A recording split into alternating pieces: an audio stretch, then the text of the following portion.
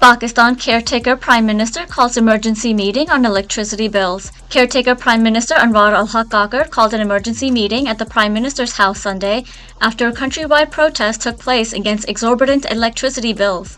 On Friday, people from all walks of life took to the streets in major Pakistani cities, Karachi, Gujranwala, Peshawar, Toba Teek Singh, and other areas against unprecedented increase in power bills.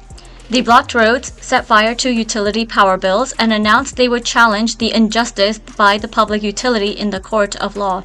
The organic protests are unusual in Pakistan, where protests are initiated by political parties.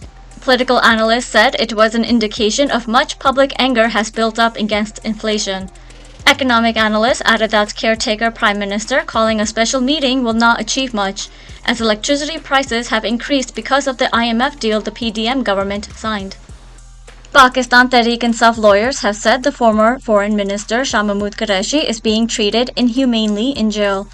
Mr. Qureshi was abducted illegally from his home in Islamabad in the Cypher case, after which he was produced in the Secret Act Special Court, where he was first given a 4-day physical remand and then a 3-day physical remand. The Special Court has been convened for the first time in over 100 years, since the Secret Act has been enacted from the time of colonialism. PTI lawyers have filed a petition before the Islamabad High Court against the illegal arrest.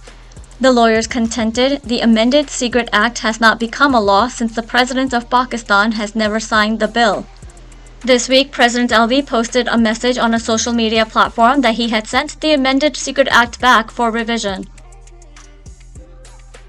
450,000 Pakistanis have left the country in the first 6 months. During the first 6 months of 2023, 450,000 Pakistanis migrated abroad for employment. Due to rising inflation, low salaries, and human rights violations in the country, Pakistanis have decided to move abroad.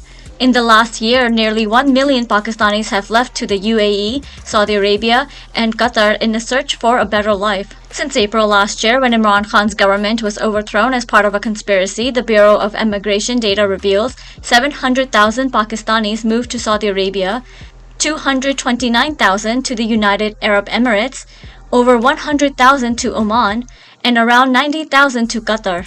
Meanwhile, Pakistan's Passport Authority last week reported a spike in the average number of applications received per day, from 24,000 to 40,000.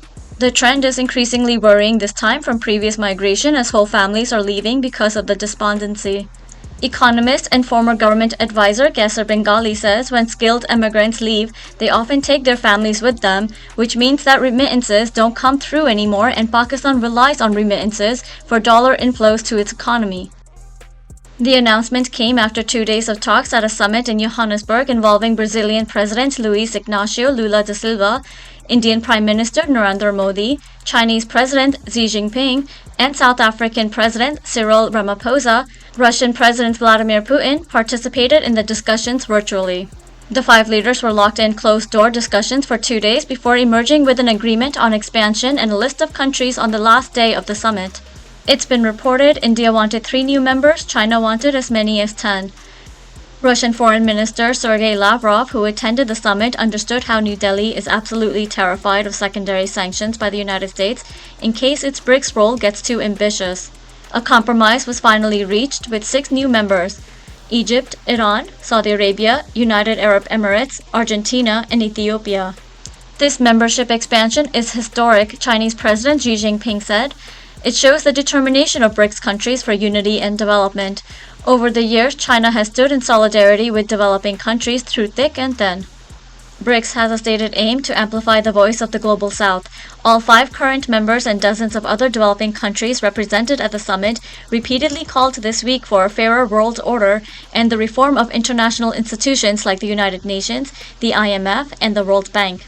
By signing up Tehran, Riyadh, and Abu Dhabi, BRICS 11 instantly becomes an oil and gas powerhouse, controlling 39% of global oil exports, 45.9% of proven reserves, and 47.6% of all oil produced globally, according to Infotech.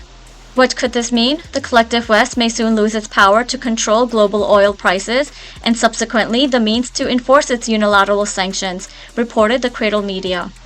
UN Secretary-General Antonio Guterres said in a speech to the BRICS summit that the calls for reform were valid. He quoted figures that said, on average, African countries pay 4 times more for borrowing from international financial institutions than the United States, and 8 times more than the wealthiest European countries. Redesigning today's outdated, dysfunctional, and unfair global financial architecture is necessary, but it won't happen overnight, Guterres said. Yet we can and must take practical action now. More than 20 countries had formally applied to join BRICS ahead of the Johannesburg summit, and more than 20 others had expressed interest indicating how the bloc might resonate with many as an alternative.